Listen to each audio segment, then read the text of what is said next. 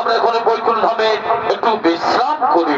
তাই তাহলে সেই বৈকুণ্ঠ ধামে তারা বিশ্রামরত। এদিকে সে তার প্রিয় ভক্ত জয় বিজয়, এদিকে তার প্রিয় ভক্ত জয় বিজয় তাহলে সে বৈকুণ্ঠ ধামে তার রক্ষা করার জন্য আগমন করছে।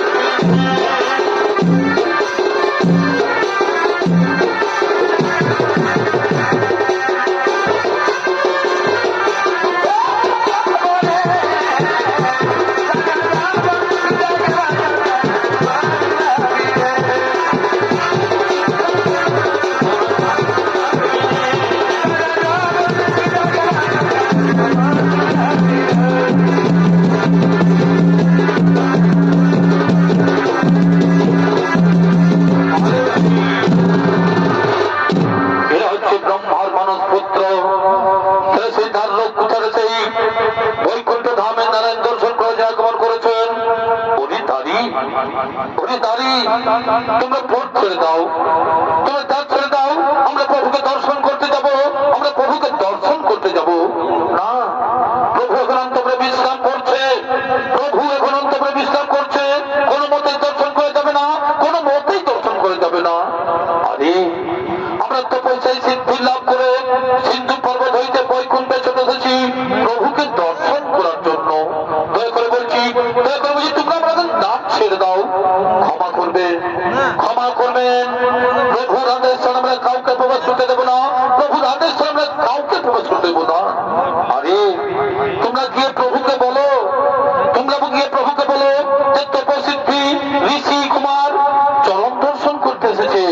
না না না না, আমাদের অন্তপুরে যাবার আদেশ নেই, আমাদের অন্তপুরে যাবার আদেশ নেই। দয়া করে বলছি আপনারা অপেক্ষা করুন, সময় হলে ঠিক দর্শন পাবেন। আমরা দীর্ঘকাল অনিদ্রায় অনাহারে, আমরা ক্ষুধার্ত ক্লান্ত বিপাক। দয়া করে বলছি, দয়া করে তোমরা দাঁত ছেড়ে দাও, তোমাদের কোনো ক্ষতি হবে না, তোমাদের কোনো ক্ষতি হবে না। যোগী ঋষি সন্ন্যাসী যেই হও না কেন, যোগী ঋষি সন্ন্যাসী যেই হও না কেন, আমরা কিছুতেই প্রবেশ করতে দেবো না। দেখিতে শিশু মূর্তি, কাটিতেলে নাই কোনো বস্ত্র, উলঙ্গ হইয়া বানর আকার ধরি এই অবস্থায় যে প্রভুর চরণ দর্শন করতে। তোমরা শিক্ষায় করে পলায়ন, শিক্ষায় তোমরা করে পলায়ন, নইলে তোমাদের আমরা পাঠাই বসে জমান হব। এত বড় স্পর্ধা, এত বড় স্পর্ধা আমাদের পাঠাইকাল সমন ভবন, যার অন্তর রয়েছে হরিধ্যান, হরিজ্ঞান, হরিভক্তি হৃদয় মাঝারে সেই হরিসেবক মোরা। বহুকাল উপবাস থেকে আমরা এসেছিলাম বৈকুণ্ঠ ধামে হরি দর্শন করার জন্য, তা থেকে তোমরা আমাদের বঞ্চিত করলে। তবে পাষাণ্ড, তোমরা যেভাবে আমাদের অপমান করলে, এই ভগবান দর্শন থেকে বঞ্চিত করলে, আমি তোমাদের অভিশাপ দিচ্ছি, আমি তোমাদের অভিশাপ দিচ্ছি। তোমরা নারায়ণের চরণ থেকে বঞ্চিত হয়ে মূর্ত ধামে শিবকে জন্ম দিবি এবং জলে পড়ে ছাই হয়ে যাবি। ক্ষমা করুন মহর্ষি, ক্ষমা করুন মহর্ষি, আপনার পায়ে ধরে করছি, দয়া করে আপনি আমাদের ক্ষমা করে দিন। না, কোনো ক্ষমা নেই, কোনো দয়া মায়া নেই। এই মহর্ষি শ্লোকের অভিশাপ কোনদিন ব্যর্থ হবে না, এই মহর্ষি শ্লোকের অভিশাপ কোনদিন ব্যর্থ হবে না। কোথায় প্রভু নারায়ণ, কোথায় প্রভু নারায়ণ, কোথায় প্রভু নারায়ণ? কে দেখে আমায়, আমার প্রণাম গ্রহণ করুন, আমার প্রণাম গ্রহণ করুন প্রভু, আমার প্রণাম গ্রহণ করুন। তথাস্তু তথাস্তু তথাস্তু। তাই বিপ্রিয় ভক্ত বলছেন, প্রভু আমরা আপনার আত্মঘাতী দাস, মহর্ষি আপনাকে দর্শন করতে এসেছেন, আপনার আদেশ ছাড়া তাদের অন্তপুরে যেতে বাধা দিয়েছি। তাই ঋষি কুমার আমাদের অভিশাপ দিয়েছে, আপনার চরণ হতে বঞ্চিত হয়ে আমাদের মর্তধাম অসুরকে জন্ম নিতে হবে। কৃপা করে আপনি আমাদের ক্ষমা করে দিন। আমার প্রিয় ভক্ত জয় বিজয়কে আপনি অভিশাপ দিয়েছেন মহর্ষি, আমার প্রিয় জয় বিজয়কে আপনি অভিশাপ দিয়েছেন। হে প্রভু, তপস্বী আমি দীর্ঘ তপস্যায় ক্ষুধা তৃষ্ণা উপবাসী হয়ে ক্রোধে আমি জ্ঞান হারিয়েছিল। প্রভু দয়া করে আপনি আমার ক্ষমা করে দেন, প্রভু দয়া করে আপনি আমাদের ক্ষমা করে দিন।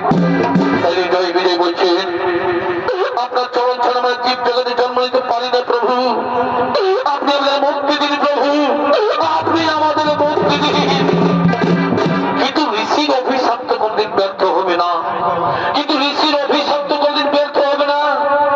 কিন্তু আমরা তো ঋষির কাছে কোনো অপরাধ করিনি, তবে কেন বিনা দোষে আমাদের এই শাস্তি ভোগ করতে হবে? শোনো, বিনা দোষে ঋষি তোমাদের অভিশাপ দিয়েছে, অন্যায় করেছে, তার শাস্তি তাকেও ভোগ করতে হবে।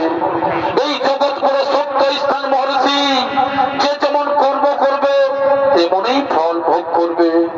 এই জয় বিজয়, তোমরা আমার পরম ভক্ত, তোমরা যদি আমাকে মিত্র ভাবে পেতে চাও, তোমরা যদি আমাকে মিত্র ভাবে পেতে দাও, তাহলে তোমাদের 7 বার মানব জন্ম নিতে হবে। আর যদি শত্রু ভাবে পেতে চাও, তাহলে 3 বার জন্মেই তোমরা মুক্তি পাবে। প্রভু, আপনাকে এক পলক না দেখলে আমরা থাকতে পারি না। আর যদি 7 জন্ম আপনাকে না দেখতে পাই, তাহলে আমরা কেমন করে থাকবো প্রভু? আমরা যে থাকতে পারবো না, আমরা শত্রুর উপায় পেতে চাই। বলুন প্রভু, আমাদের কোথায় জন্মগ্রহণ করতে হবে? শোনো, সত্য যুগে কশ্যপ রয়েছে তিথির গর্ভে হিরণ্যকশিপু রূপে, আর ত্রেতা যুগে মহামণি বিশ্বব্রহ্মার রয়েছে রাক্ষসিনী কোষার গর্ভে রাবণ কুম্ভকর্ণ রূপে, আর তাপর যুগে দেবী রাজ্যে দম্ভসের রয়েছে সত্য সমার গর্ভে দণ্ডবক্র শিশু সালভে জন্ম নিয়ে তোমরা। আর মহর্ষি শোনো, ভক্ত জয় বিজয়কে অভিশাপ মুক্ত করতে তোমাকেও 3 বার মানব জন্ম গ্রহণ করতে হবে। বলে প্রভু, আমার কি অপরাধ? শোনো, তোমাদের মধ্যে তুমি বিনা অপরাধে ভক্ত জয় বিজয়কে অভিশাপ দিয়েছ, তাই তুমি সত্য যুগে হিরণ্যকশিপু রূপে পুত্র হিরণ্যকশিপুর পুত্র প্রহ্লাদ নামে, এবং ত্রেতা যুগে রাবণের ভ্রাতুষ্পুত্র তরুণসীন নামে, এবং তাপর যুগে বৃন্দাবনের ভক্ত সুদামা নামে বৈষ্ণব রূপে জন্ম নেবে। ঠিক আছে প্রভু, আমাদের চরণ ছাড়া করো না প্রভু, আমাদের চরণ ছাড়া করো না। শোনো রে ভক্ত, ভক্তের অধীন আমি কি তোমাদের ছাড়া থাকতে পারি? তোমরা হবে আমার কর্মকাণ্ডে নায়ক, আর তোমাদের শক্তি তোমাদের হবে নবযুগের সূচনা। এই সৃষ্টিতেই হবে নবযুগের সূচনা।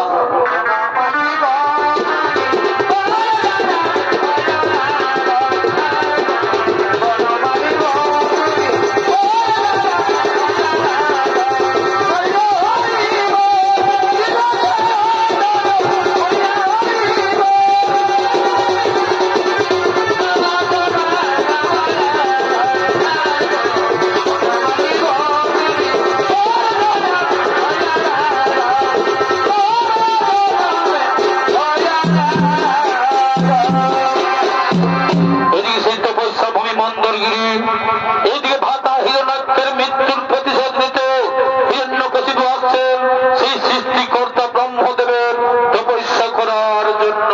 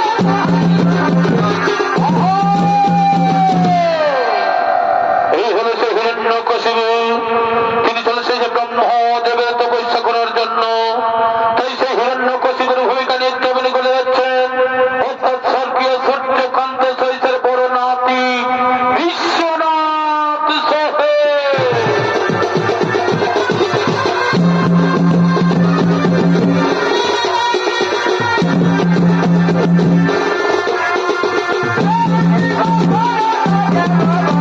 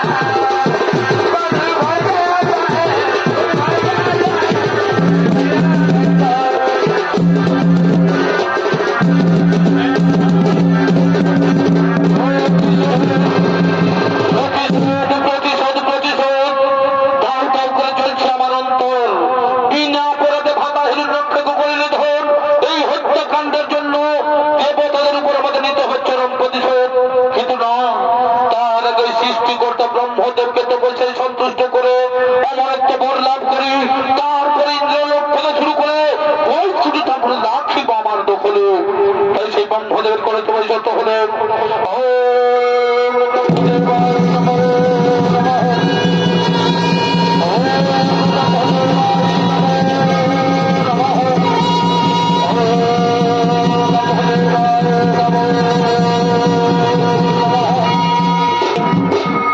বলো বৎস হিরণ্যকশিপু, তুমি চোখ খুলে দেখো তোমার সন্নিধানে বসে আমি। বলো বৎস কি বনবাসনা তোমার? আমার প্রণাম গ্রহণ করুন, আমার প্রণাম গ্রহণ করুন ব্রহ্মদেব। আমার ডাকে যদি ছাড়া হয়ে প্রসন্ন, তবে আমায় অমরত্ব বর প্রদান করুন, আমায় অমরত্ব বর প্রদান করুন। আমি কি রূপে তোমায় অমরত্ব বর করবে প্রদান? আমি তো নিজেই অমর নয়, আমার একদিনে হইবে মরণ। তবে সময়ের ব্যবধানে চারি যুগ হই আমার একদিন, আর ৩৬৫ বছর, তাই রূপে শতবর্ষ আমার পরমায়ু। আর তাই অমরত্ব বর ছাড়া যা চাইবে আমি তোমায় করিব প্রদান। তাহলে শোনো হে মোরাল বাহন, এই বর প্রদান করুন আমায়, যে তোমার সৃষ্টির কোন প্রাণীর হাতে না হই মরণ। আরে বলি শোনো, দিবা এবং রাত্রিকালে আর গৃহ মধ্য বাইরে এবং আকাশে ভূতলে এবং কোন অস্ত্র শস্ত্র যেন আমার না হই মরণ। তথাস্তু বৎস।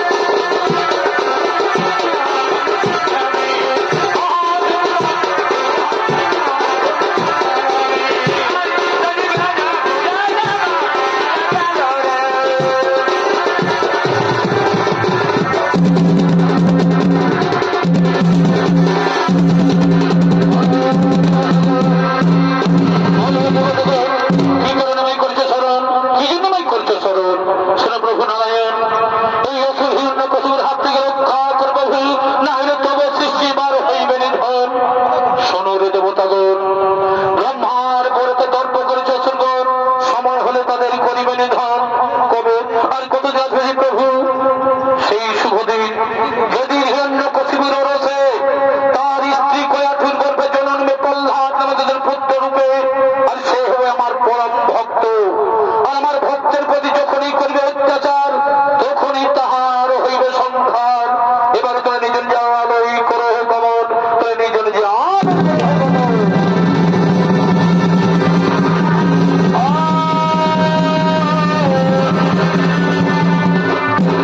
এদিকে সেই কয়াঠুর কন্যা, এদিকে সেই সম্ভাষণ কন্যা কয়াঠু তাকে বিবাহ করে হিরণ্যকশিপু, এবং সেই হিরণ্যকশিপুর ঔরসে কয়াঠুর গর্ভে একে একে 4টি পুত্র সন্তান জন্মগ্রহণ করে। তাদের নাম হলো প্রহ্লাদ, আহ্লাদ এবং সেই সংলাদ অনুল্লাদ।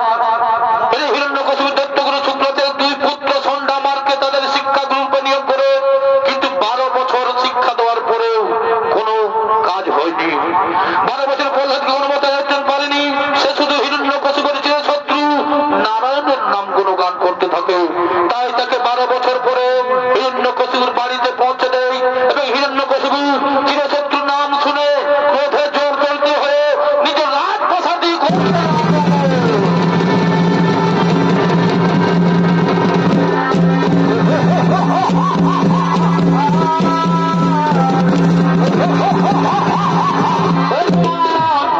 অপমান অপমান অপমান।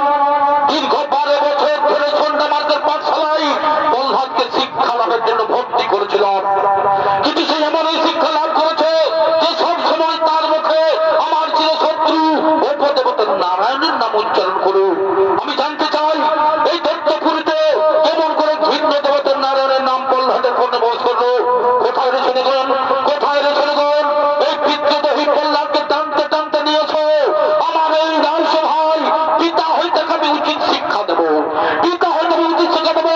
তাকে টানতে টানে নিয়েছো আমার রাজসভায় দিকে। কোথায় রে শুনেগণ? তাকে টানতে টানে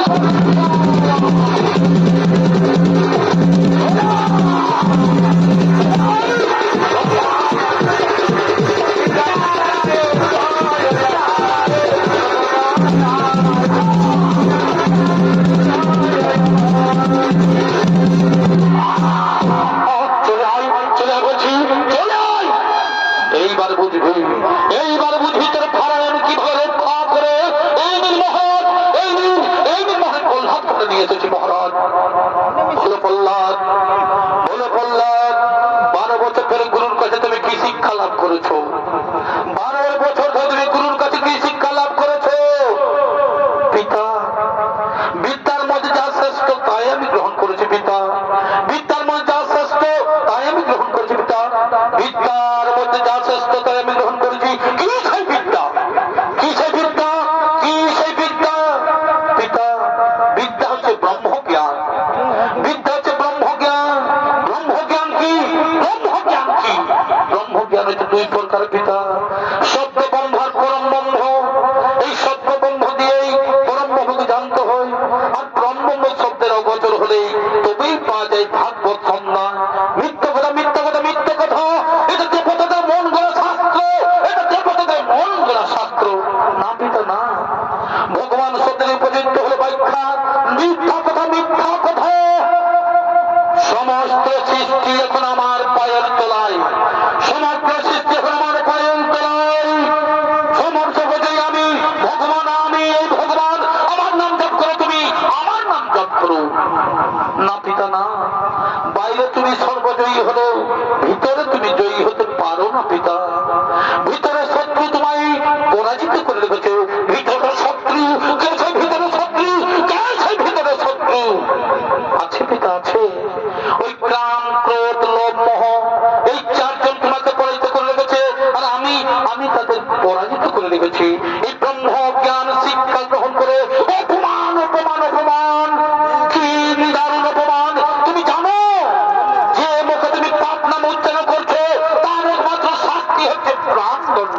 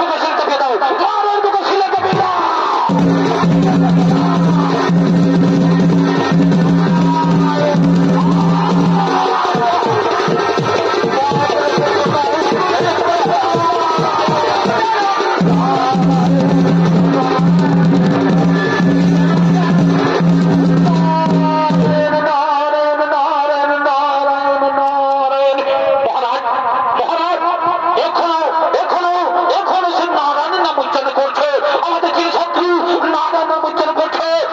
ওরে সৈন্যগণ, ওরে সৈন্যগণ, এক কাজ করো, একে জ্বলন্ত আগুনে পুড়িয়ে একেবারে শেষ করে দাও, একে জ্বলন্ত আগুনে পুড়িয়ে শেষ করে দাও।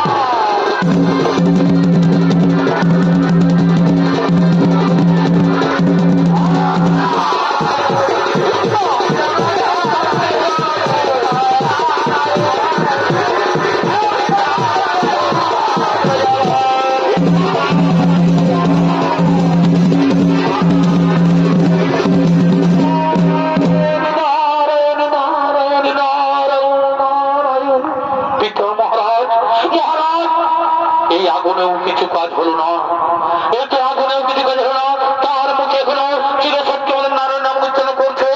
কি আশ্চর্য আশ্চর্য আশ্চর্য! স্বর্গ মর্তে পাতাল যে মহলায় জয় করেছে, সারা বিশ্ব সেই অপমানের নামটুকু মুছে দিচ্ছে, সে আজ সামান্য বালকের কাছে পরাজিত। না না না না, তবে আমি দুর্বল হবো না, তবে আমি দুর্বল হবো না, একে আমি হত্যা করবো, একে আমি হত্যা করবো। ওরে ওরে এখনো বলছি, এখনো বলছি, এখনো বলছি, একে আমি একেবারে শেষ করে দেবো। না পিতা না, শোনো পিতা, তুমি আমায় কিছুতেই হত্যা করতে পারবে না, তুমি আমায় কিছুতেই হত্যা করতে পারবে না। আমার প্রভু নারায়ণ, আমার প্রভু নারায়ণ আমাকে নিশ্চয়ই রক্ষা করবে, আমার প্রভু নারায়ণ আমাকে নিশ্চয়ই রক্ষা করবে। নারায়ণ নারায়ণ নারায়ণ, কোথায় তোর প্রভু নারায়ণ, কোথায় তোর প্রভু নারায়ণ, কোথায় তোর প্রভু নারায়ণ রয়েছে? সর্বত্রই আমার প্রভু বিরাজমান, সর্বত্রই আমার প্রভু নারায়ণ বিরাজমান। তিলকের কর্তা বিষ্ণু পতিতে পাবন, সকল দণ্ড দিতে অন্যান্য স্তম্ভতে রয়েছে বিরাজমান, এই স্তম্ভতে রয়েছে বিরাজমান। কাজ হয়ে থাকে, কাজ যদি হয়ে থাকে স্তম্ভতে বিরাজমান, তবে কেন নাকি নাহি দেখিতে পাই স্তম্ভতেও আছে আমার প্রভু শ্রী বিষ্ণু এই স্তম্ভের মধ্যে